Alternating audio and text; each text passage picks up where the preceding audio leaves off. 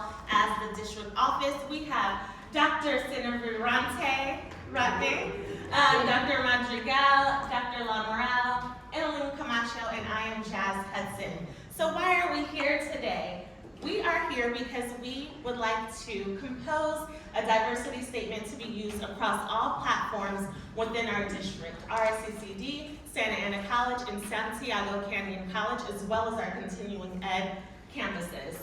So, what are we looking at right now? We're looking at our college, our neighbors, our fellow sister colleges that have great diversity statements that are posted front and center on their websites. This is Coastline, diversity and inclusion. There's a statement there. This is Long Beach City College, diversity, equity, inclusion, and accessibility. We strive to both cultivate a community that fully embraces individuals from varied backgrounds, cultures, and identities. They have one. What do we have here? We have ELAC, equity inclusion statement. They have one front and center on their website. Then we have PCC, Pasadena. Look at theirs. Equity and diversity. Pasadena area community recognizes equity and diversity in the academic environment. They have one. But then we go to this one. They have one. I forget what college this is.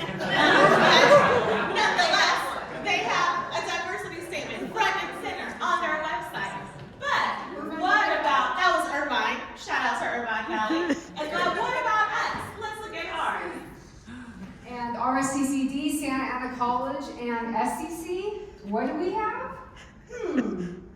Well, we have, for Santa Ana College, we have a Title IX, cut and paste from Title IX and from civil rights, and then also duplicated. We have at SEC the same thing, the Title IX verbiage. And for the district, we have an outdated logo, as well as office, like tagline, treat others the way they want to be treated, as well as this was, I believe, written by 4 DEIA principles removed. So it's outdated, and what the overall vibe here is that there's no cohesiveness. We are not stating that we have a commitment to DEI because we don't have it together. So we would like to create something that is cohesive and it's inclusive in its writing, bringing all of our constituents together so that we can create a diversity statement that really shows who we are, that we form an identity. We have no identity. Who are we? What do we stand for? What are our values? But it gets better, there's more. So there's a district policy that was written and approved by our board back in 2013. They thought it was great, they approved it, and they doubled down in 2021 and said, you know what? Let's approve it again, let's renew it. So, I don't know if you guys knew this, but everyone in this room that's equity-minded has a condition. Were you aware of that? If you're centered in DEI, you have a condition. Now, there's a lot of definitions for a condition, right? But the last thing I want is to be affiliated with a word, right, that can mean some type of mental, physical sickness. So, you have to be very careful when you're writing your DEI statement and the language that you use.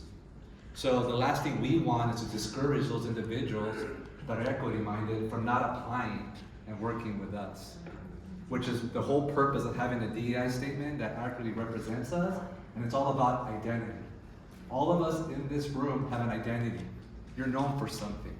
Same thing with our college. We need to be known for something, and that's something that's, being equity-minded and believing in DEI, and not looking at it as something that's a condition.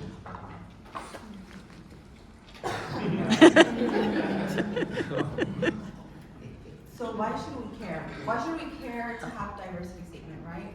We see that our colleagues all kind of know who they are.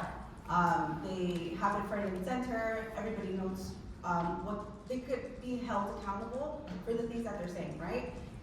So we should care because it's us being proactive, right? As a district, we should be able to already have this done and not expect someone to complain about it and let us know, like, yo, where's your diversity statement at? Like, well, it's here, and we all agree, all of our campuses agree, and we're okay with it. I'll skip around. around a little bit, but it also holds us accountable as an institution. What we do, what we want, it gives us like a pathway to walk on, right?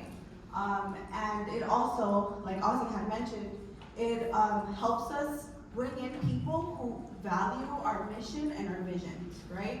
We want these kind of candidates to come in and be like, they know who they are, and I think I want to be part of their community. And that's really important, right?